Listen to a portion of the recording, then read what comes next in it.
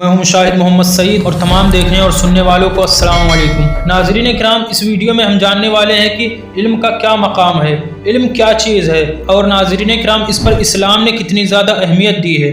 ناظرین کرام، مذاہب عالم میں اسلام وہ واحد دین ہے جس کا آغاز ایک ایسے پاکیزہ لفظ سے ہوا جو دین و مذہب، علم و فن اور تہذیب و تمدن کی اساس ہے۔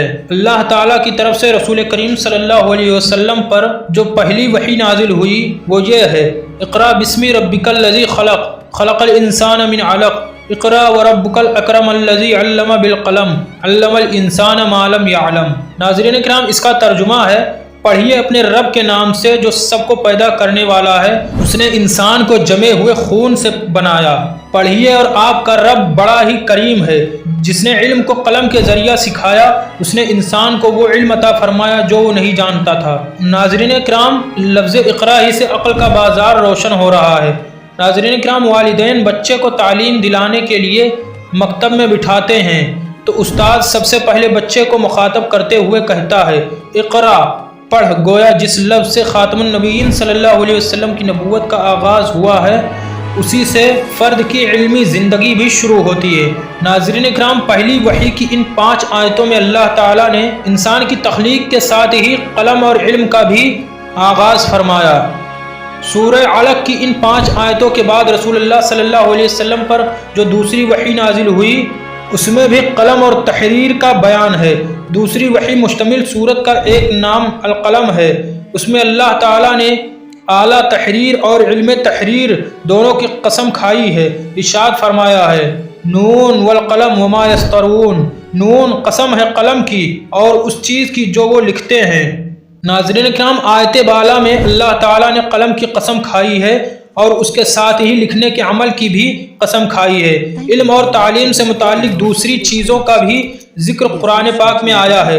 قلم کے علم سے جو چیز سامنے آتی ہے وہ کتاب ہے۔ قرآن میں کتاب کا لفظ اپنی دوسری اشتقاقی صورتوں کے ساتھ بکثرت استعمال ہوا ہے۔ سورہ انعام میں قرطاس اور اس کی جمع قراطیس کے الفاظ میں آئے ہیں۔ علم کا لفظ دوسری اشتقاقی صورتوں کے ساتھ 778 مرتبہ آیا ہے، جس سے علم کی اہمیت اور عظمت بیان ہوتی ہے۔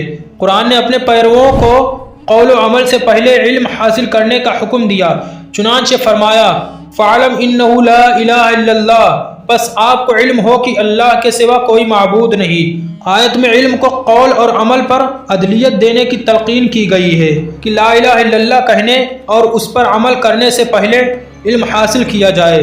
قرآن نے علم کو باعث فضیلت قرار دیتے ہوئے اہل علم کی بلندی درجات کا تذکرہ بھی کیا ہے۔ یرفع اللہ الذین آمنوا منکم والذین اوتوا العلم درجات واللہ بما تعملون خبیر۔ اللہ تعالیٰ تم میں ایمان والوں اور ان لوگوں کے جن کو علم عطا ہوا ہے درجے بلند کرے گا، اور اللہ تعالیٰ کو تمہارے اعمال کی سب خبر ہے۔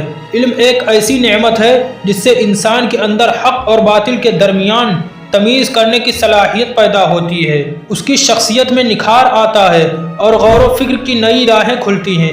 اللہ تعالیٰ نے اپنے رسول صلی اللہ علیہ وسلم کو حکم دیا کہ آپ زیادہ علم کی دعا مانگے۔ ارشاد فرمایا: وَلَا تَعْجَلْ بِالْقُرْآنِ مِنْ قَبْلِ أَنْ يُقْضِي إِلَيْكَ وَحْيُهُ وَقُلْ رَبِّ زِدْنِي عِلْمًا، اور جب تک قرآن کی وحی پوری نہ ہو جائے جلدی نہ کر اور دعا مانگ: پروردگار میرے علم میں اضافہ فرما۔ ناظرین کرام، رسول اللہ صلی اللہ علیہ وسلم نے کثرت علم کی فضیلت بیان فرمائی۔ ایک حدیث میں آپ صلی اللہ علیہ وسلم نے فرمایا کہ اللہ تعالیٰ نے سب سے پہلے قلم کو پیدا کیا۔ بعض دفعہ علم کو عبادت بلکہ کچھ موقعوں پر اسے عبادت سے افضل قرار دیا گیا ہے۔ مدینہ منورہ میں آپ صلی اللہ علیہ وسلم نے اشاعت علم کی طرف خاص توجہ فرمائی۔ جنگ بدر میں گرفتار کیے گئے قیدیوں سے زر فدیہ لینا طے ہوا۔ قیدیوں میں سے کچھ لوگ زر فدیہ ادا کرنے کی طاقت نہیں رکھتے تھے۔ ایسے لوگوں سے کہا گیا کہ وہ مسلمانوں کو لکھنا پڑھنا سکھائیں اور رہا ہو کر واپس چلے جائیں۔ ان لوگوں نے یہ شرط قبول کی جنگی اور سیاسی حکمت عملی کو مد نظر رکھا جائے تو یہ اقدام کسی طرح خطرات سے خالی نہ تھا۔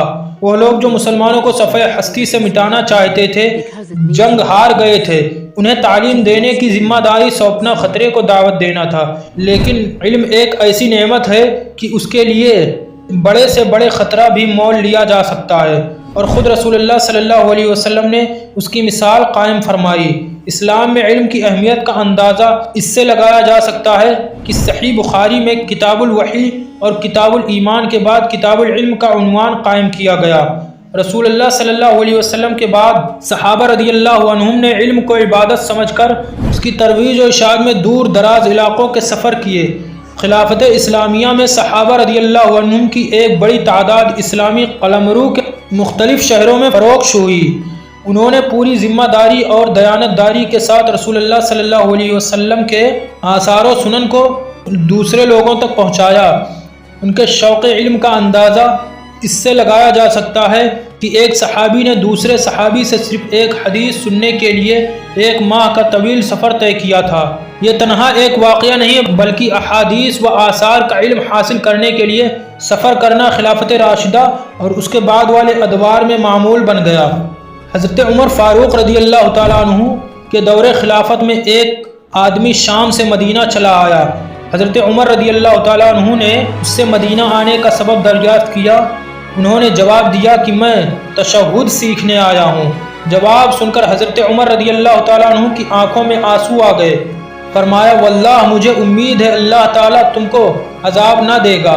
انہی مساعی جمیلہ کا ثمرہ تھا کہ آثار و سنن کی ترویج شہر شہر قریہ قریہ اور گھر گھر ہوئی، اور پھر اسی سرچشمہ فیض سے علوم اسلامیہ کی ہزارہ نہریں جاری ہو گئی۔ علوم شرعیہ کی نشر و اشاعت میں مسلمانوں نے جس جانفشانی، عرق ریزی اور دیدہ وری کا مظاہرہ کیا ہے وہ اپنی مثال آپ ہے، مگر یہ ان کا دینی فریضہ بھی تھا اور جس کی پشت پر خدمت دین کا جذبہ بھی کار فرما رہا ہے۔ اجر و ثواب اور رضائے الہی کو مد نظر رکھ کر اگر مسلمان علوم شرعیہ کی خدمت کرنے میں تن من کی بازی لگاتا ہے تو اس میں کوئی حیرانی کی بات بھی نہیں ہے۔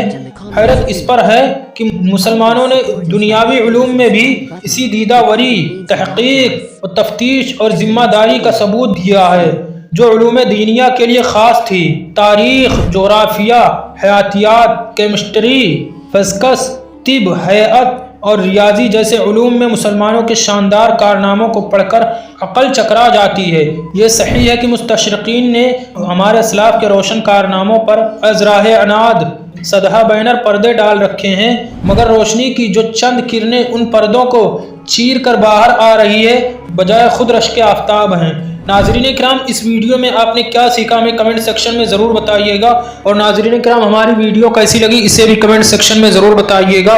ناظرین کرام، اگر آپ اسی طریقے سے مزید انٹرسٹنگ اور اسلامک ٹاپک پر ویڈیوز کو حاصل کرنا چاہتے ہیں تو ابھی ہمارے یوٹیوب چینل کو سبسکرائب کرنا اور بیل آئیکن پر پریس کرنا تاکہ ہر نئی آنے والی ویڈیوز آپ کو ضرور ملے۔ پھر ملتے ہیں نیکسٹ ویڈیو میں، تب تک کے لیے جزاک اللہ خیر، اللہ حافظ، خدا حافظ۔